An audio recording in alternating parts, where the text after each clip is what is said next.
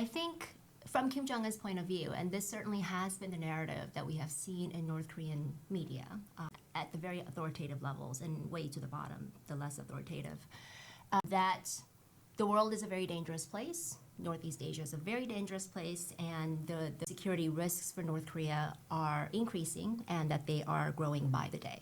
That has been the narrative, and I don't think that that narrative is going to change going into the Ninth Party Congress and during and following the Ninth Party Congress.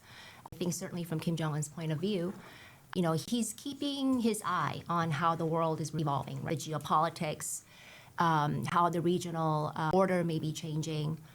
Certainly, I think he has taken note of the Trump administration's increasing tendency to get involved overseas. I don't think those are new revelations per se for Kim Jong-un, anything like earth-shattering, but I do think that those are additional data points for him as he charts the next 5 years in the foreign policy and defense policy front as well.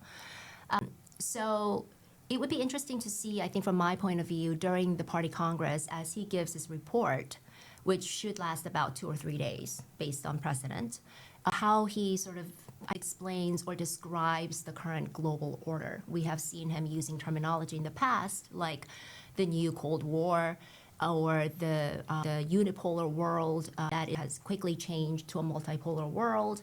So we have seen those types of formulations. So it would be interesting to see how he characterizes the global order that he sees today. We will continue to see a hardline stance, in my opinion, from Pyongyang, based on everything that Kim Jong-un has said very consistently. He has consistently talked about ramping up nuclear production, nuclear development. Of course, we know that North Korea has codified into the constitution continued nuclear development. And then, of course, so again, continued nuclear development production.